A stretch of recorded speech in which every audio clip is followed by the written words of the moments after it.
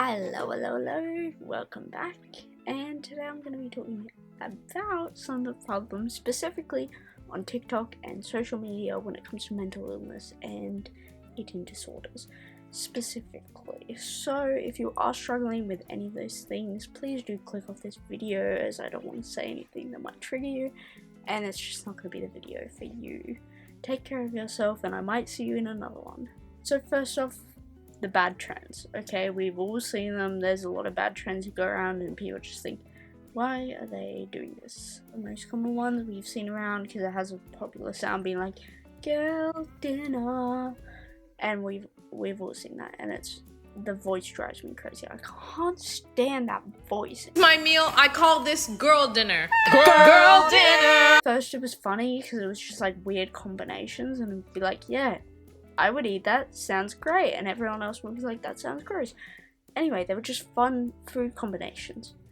But then it got to the point where it's like, yeah, a piece of cheese. Girl dinner, starving yourself. It's like, if you're gonna do that, you do that. No one can stop you from doing that. However, you probably shouldn't be promoting it. Just my opinion, you know. Then we have the lovely what I eat in a day, which is similar, pretty self-explanatory. Obviously, you get people, and I have seen this one with a lot more positive stuff, more realistic of what they eat in a day, and more healthy, and just like actual food and meals. Not, which ultimately, if you're doing it badly and this is what I eat in a day though, it's like, yeah, but I don't know, I just feel weird about it, because I feel weird about young people seeing that, and it's like, obviously you're not responsible for everyone else's feelings, but like, to a degree, like, maybe you just shouldn't participate in that trend. People would post videos or like pictures of models and then put their weight next to it, so people thought if they were that way, then they would look like that model. Like, yeah, well, if you magically go down to that weight, yeah, your eye color and hair color is gonna change and you're gonna become that model. Like, obviously that's not really what they thought, but I don't know, some of them did seem to think that. People compare themselves to models too much, and now you're putting a number on it. I pretty much just skip everything now that's kind of toxic. I'm just like, no. Because I'm recovering properly, which means I don't like this, and I don't like stuff that triggers me, and I skip it. And lastly, we have the trend where people put slides, and they basically just say the sound like, all I wanted was you. That, every time I've seen it, has been unhealthily low. Like, that is not healthy for a person. I think the saddest part about seeing these videos is just going in the comments, because, like, sure, these people, like, they're not in the right headspace, okay?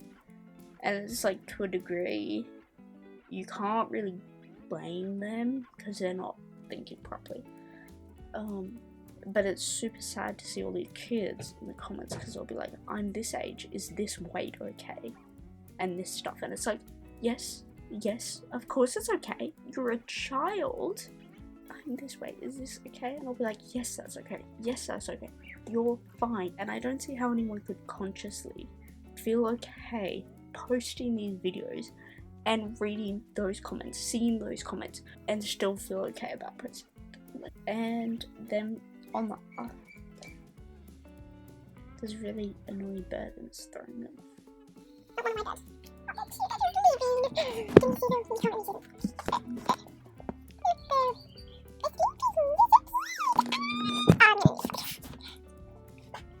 Hopefully that's focused. Eugenia Cooney and Nikocado Avocado, they are both known for eating disorders, and I wanted to mention both of them because they're on different sides of the spectrum, and I feel as though binge eating disorders don't get as much credit. It is really sad to see people like these two creators who it literally feels like they are dying in front of you, and there's not really anything that you can do. That a lot of people mean well, but they can make comments that feel wrong and can be quite triggering. For instance, if you are talking to someone who's trying to lose weight and you mention about how much they're eating, or like you're like, good job, you ate so much, that's actually quite triggering and can cause them to relapse or purge or stuff like that. Which, even though you are trying to do it in a positive, nice way, it doesn't always come off that way, which is why I think social media just isn't the best at all if you are trying to recover from something like this. And I will be honest in saying that I don't think either of these people should be in social media if they actually want to recover. We can't stop them from recording. They have the right to do that, and they have the right to post whatever they want. Like, they're not recommending it specifically. Realistically, there is nothing anyone can do, and you can't force them to recover. So whatever you say, whether good or bad, you're just going to continue to push them. I think if they want to recover, they just wouldn't be on social media. And I know that for both of them, it's a big part of what they do, and I would understand even if they did stay on it, but made it a part, like their recovery journey, like just the way they're going about it. I really think both of them at least need a break from it. I'm not saying they have to go away and never post again. I'm saying it's kind of tunnel visioned, that's not a word, their view. It's like they don't see everything else, and that's what happens to you when you're in an eating disorder. As I've said before, I have struggled with this. It's very difficult, and you don't think properly when you're in one. I actually did a lot of study a while ago, and I researched some studies about how they affect your brain. Your memory was one of the main things, especially with weight loss ones. They can really destroy your memory. And just interesting stuff, like I believe, don't quote me, but I believe it was like 400, 500 calories that your brain needs a day to function. So I'm talking about weight loss ones again, sorry. But to function. So if you're not getting those, you can imagine how it just quite destroys the way you function. Can you shut up?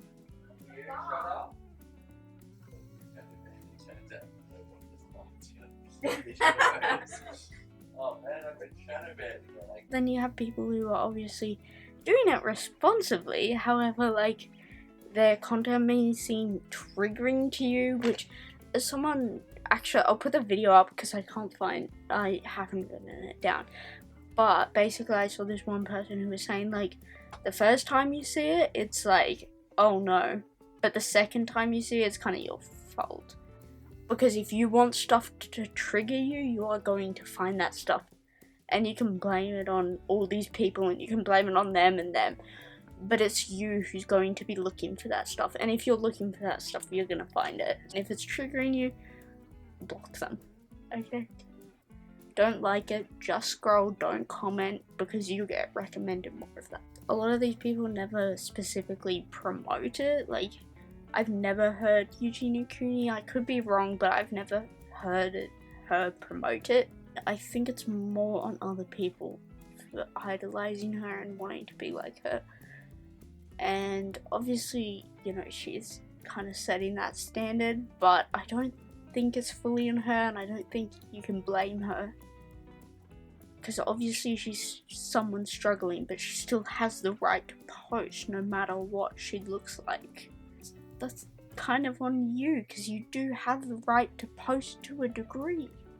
Lastly, I wanted to talk about the whole body positivity movement, which ultimately sounds like a good thing, and I don't know.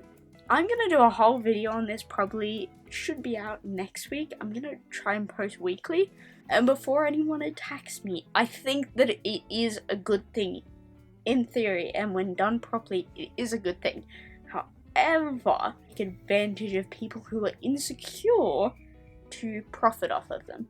And one of the things you'll see with these people is they could see someone who's severely overweight, severely underweight, and they'll be like, yeah, you go, slay. It's like, Well, like, do I think you should be hated on? Absolutely not. Do I think you deserve hate? Absolutely not. However, I do think you need help.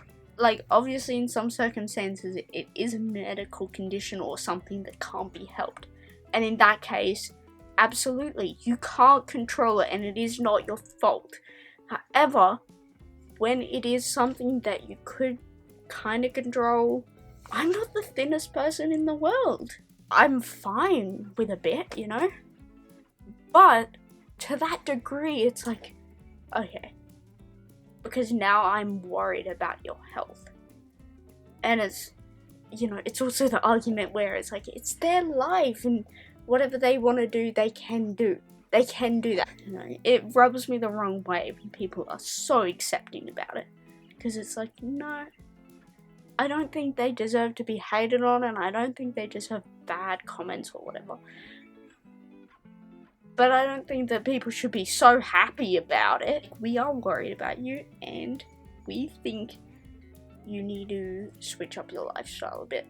However, I don't think you should necessarily even say that to someone.